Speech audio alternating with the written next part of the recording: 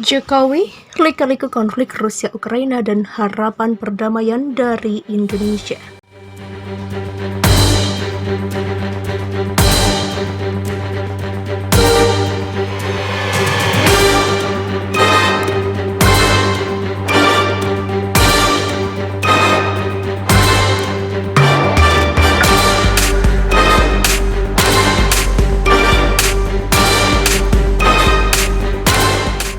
Setelah sempat menghela nafas akibat pandemi COVID-19, krisis ekonomi baru kini mulai mengintai dunia.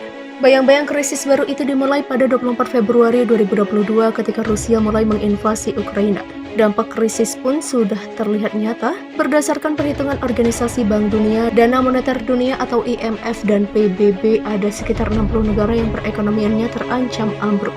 Bahkan 42 diantaranya sudah dipastikan akan runtuh. Presiden Rusia Vladimir Putin berdalih invasi ini bertujuan untuk melindungi orang-orang yang menjadi sasaran intimidasi dan genosida dan bertujuan untuk demilitarisasi dan denazifikasi Ukraina. Padahal tak ada genosida di Ukraina. Presiden Ukraina Volodymyr Zelensky pun merupakan seorang Yahudi. Karena itu banyak pihak menilai invasi ini didasari atas kegusaran Rusia akan rencana Ukraina untuk bergabung dengan Pakta Pertahanan Atlantik Utara atau NATO.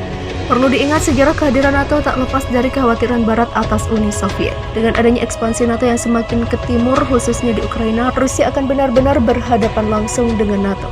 Akibat konflik Rusia-Ukraina, harga minyak dan gas terus melonjak akibat minimnya pasokan global. Sebab Rusia adalah salah satu produsen dan pengekspor bahan bakar fosil terbesar di dunia. Harga yang naik mendorong pemerintah negara-negara di dunia mengambil langkah-langkah untuk meringankan kesulitan keuangan bagi konsumen.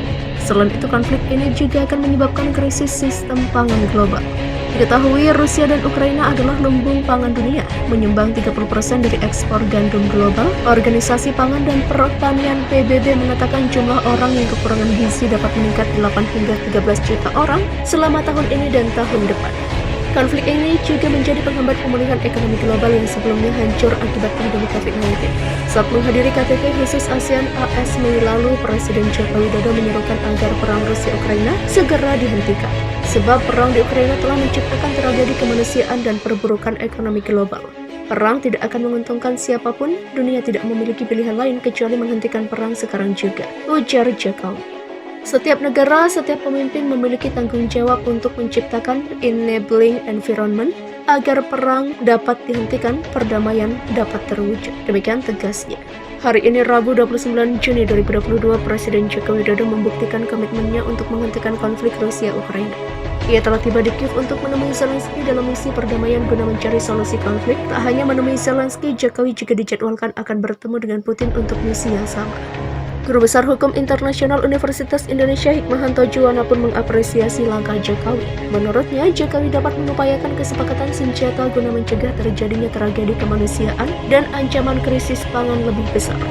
Berdasarkan Undang-Undang Dasar 1945, Indonesia diharapkan dapat selalu menjaga ketertiban dunia. Kunjungan Jokowi kali ini pun merupakan bagian dari penegakan prinsip politik luar negeri bebas aktif yang dianut Indonesia.